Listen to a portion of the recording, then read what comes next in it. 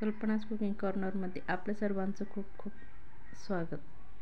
आज मी बनवणार आहे साबुदाणा खिचडी. आता महाशिवरात्री जवळ आली आहे, त्यानिमित्त आपण साबुदाणा खिचडी करूयात. एकदम मोकळी साबुदाणा खिचडी कशी करायची, साबुदाणा कधी भिजवायचा, हे सर्व आता आपण बघणार आहोत. इथे मी कप आणि 1.5 कप साबुदाणा घेतला आहे. एका बाउलमध्ये काढून घ्यायचा आहे. साबुदाणा 2 ते 3 पाण्याने चांगला स्वच्छ हाताने घासून धुवून घ्यायचा आहे. भरपूर पाणी घालायचं आहे.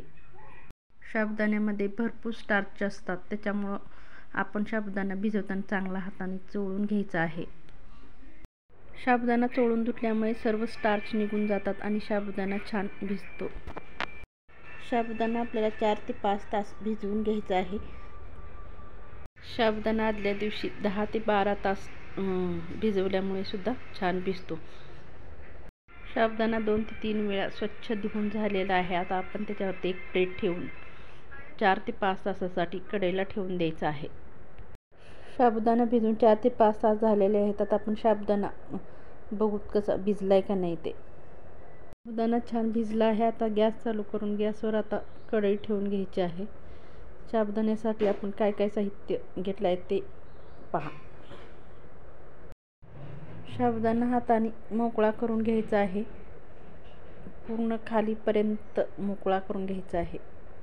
कढई चांगली गरम झाली आहे. त्याच्यामध्ये आपण 4 ते 5 चमचे तेल टाकून घ्यायचं आहे. तेल टाकल्यानंतर लगेच जिरे टाकायचं. शेंगदाणे टाकायचे 2 ते 3 चमचे. शेंगदाणे टाकल्यानंतर लगेच आपल्याला चिरलेला बटाटा टाकून घ्यायचा आहे.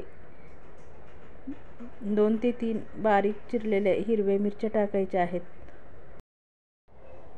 बटाटा इथे मी कच्चाच घेतला आहे, साल काढून चिरून घेतला आहे बारीक. सर्व साहित्य 5 मिनिटं चांगलं परतून घ्यायचं आहे, कारण त्याच्यामुळे बटाटा चांगला मऊ होईल.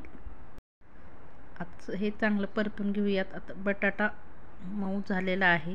आता आपण मोकळा केलेला साबुदाणा घालून घ्यायचा आहे.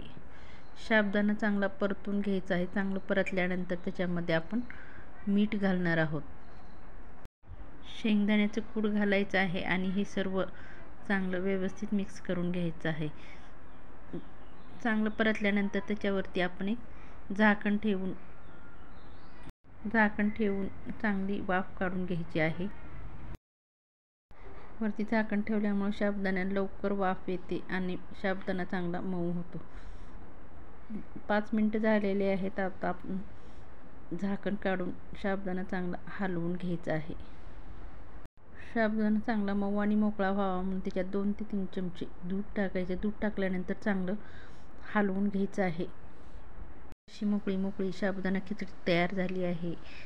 आता आपण ती एका प्लेटमध्ये काढून सर्व करू. महाशिवरात्रीला तुम्ही सुद्धा या प्रकारे साबुदाण्याची खिचडी नक्की करून पहा.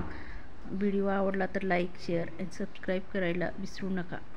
पुन्हा भेटू अशाच एका नवीन रेसिपीसोबत. तोपर्यंत मस्त राहा, स्वस्त राहा.